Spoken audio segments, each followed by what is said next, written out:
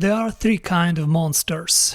A monster you have to kill, a monster you have to tame, and the monster you better leave alone and never wake up. Let it sleep. Let it be hidden behind layers of your own subconscious. And I think the West woke this monster up, and the name of this monster is suicidal empathy. I like this term that Gad Saad introduced in his book Suicidal Empathy because it shows a lot about the state of the Western civilization, this self-hate. How does it make sense to hate your neighbor who looks like you while embracing someone who hates you, who came from a different culture with different set of priorities, and incredibly violent toward your civilization? How you can be empathetic? Empathy as fairness only makes sense from the position of the strong. You have to be selective in your fairness, and you have to be selective in your empathy. You can't be empathetic to everyone on this planet, for the simple reason that some people doesn't deserve our empathy. And you have to be very selective. You have to be empathetic to people who live beside you, who have the same culture, who have the same traditions, who work for the same goal. You know, I came to America about 12 years ago, and I love this country. I integrated to this country. I admire the West and the Western civilization, and I want to be a part of this. I don't understand how you can hate the Western civilization, and why would you come here with a hate in your heart?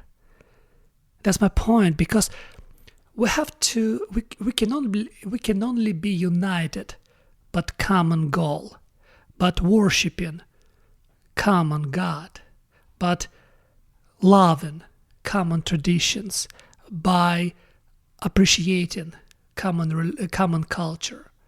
We have to have commonalities. That's how people can coexist with each other, by liking the same story we tell about one another. That's what make us live peacefully together. And what I see now, a lot of migrants come from different countries to the West and try to abuse the West, try to commit crimes in the West. But it's not even that. It's a lot of people in the West refuse to see it and refuse to name it. They're terrified being called Islamophobe and racist. How? It's a real suicidal empathy, because your empathy directed to your own detriment. You're literally suicidal as the result of your empathy. And empathy is something that must be good for you, because it shows something kind about you, something decent. But if you use your decency and your kindness on indecent and unkind people, and this kindness and decency directed against you, then your kindness and decency make no sense. It just work against you.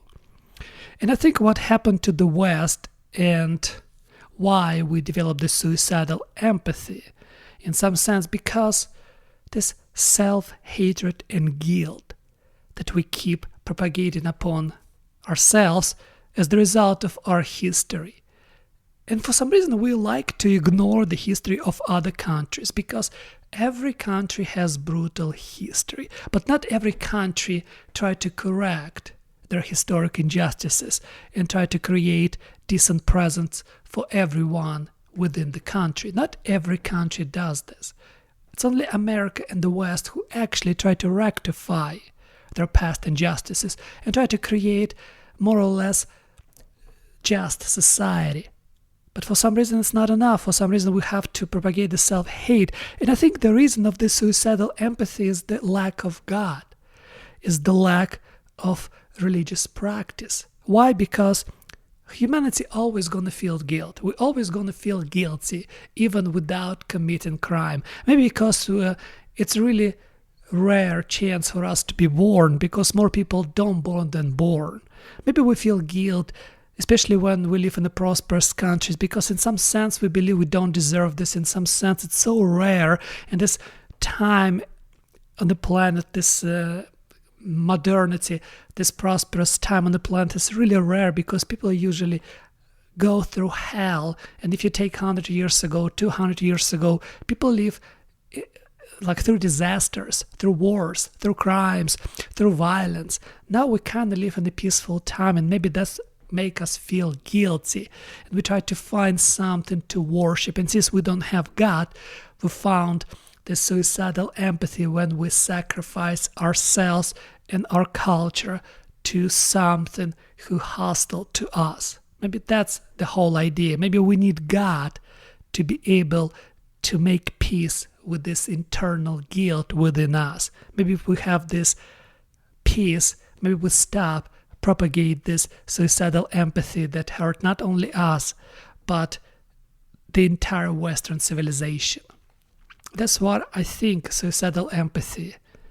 It's just searching for meaning in the wrong places, searching for God in the wrong places.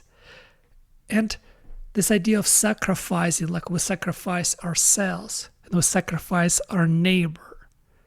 We justify crimes against us.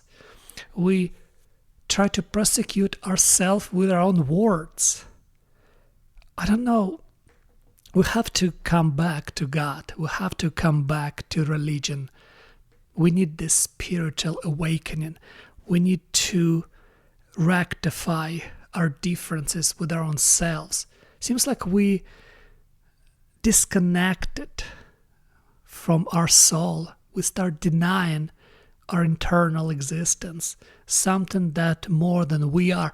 We need something bigger than we are. We need something bigger. We need belief in something that more, something more. That's because look at what happened into the West right now. Divorce rate is so high. Loneliness is so high. Depression is so high. So many people are depressed. So many people believe in nihilism. They live in comfort, in nihilistic comfort, where they worship their bodies and chasing their urges. Maybe that's why we have the suicidal empathy, because we cannot handle this hell under the disguise of prosperity that we have right now. Maybe that's what hell is. Maybe hell is this prosperity of our body without God. Maybe this constant chase of urges that makes us hollow and empty. And we kind of perverted everything, perverted love into just pornography, perverted strength into weakness, perverted injustice into justice. We perverted everything and we stopped standing for anything. So many of us, not all, but so many of us. Maybe we should come back to these values of the West, to these Christian traditions. Because like when people say, I love science, I believe in science. You cannot believe in science by definition, because science is just an experiment that can be replicated in any other country on any other language. You cannot believe in science because it contradicts the word belief itself, because it must be replicated, otherwise it's not a science. 2 + 2 = 4, it's science, it's not a belief. That's what I have problem, people. I believe in science. You cannot believe in science because it's just experiment. You don't believe in experiment. You test them. You only can believe in something that you cannot test. Like you can't believe in goodness because you cannot test goodness, because goodness is just an idea of how people should live and treat each other. You can't believe in love because, again, love is something that we have to believe. We have to believe in gratitude, we have to believe in admiration, we have to believe in the right things, and we have to fight wrong things. That's where beliefs come from. And all those beliefs that we have to understand, they come from religion, they come from theology. Even our self-awareness of ourselves is in some sense the idea of God within us. Because we're not only biology, we're not only thriving to be fat and lazy and do as little as possible. With this lifestyle, we create emptiness within us, and then we adopted suicidal empathy. Then that we became this internal self-hatred, and we almost welcoming the enemy inside of our countries to kill and destroy us because we're so miserable with our own existence inside of this comfort. Maybe the answer is to fight the suicidal empathy with God, to develop right empathy. Maybe we should develop empathy through the position of strong to our own families. But think about it. If we have no family, who is supposed to be empathetic? If we don't know our neighbors, if we don't communicate with our neighbors, if we have no friends, and we just drown ourselves with addictions and hating our jobs and hating everything about ourselves, of course we would welcome somebody who hate us, because in some sense we share something with the foreigners, the same common hate. We hate ourselves and they hate us, and therefore in some sense we have the same feeling toward our own selves. Because I believe you have to have gratitude to the West, you have to have gratitude to America, because we have to be able to see something good, because there's so much goodness about America, there's so much goodness about Europe and European civilization and the Western civilization, but we lost God, we lost religion, we lost symbolism.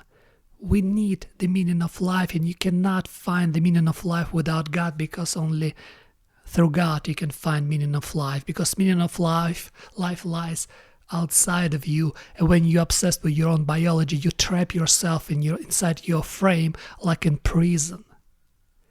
And once you trap yourself inside yourself as a prison, you become worshipping your own body. You become worshipping something that will die, that will suffer, and that in the end become pointless. We need God to be able to understand the meaning, and we need God to be able to exercise and practice properly empathy.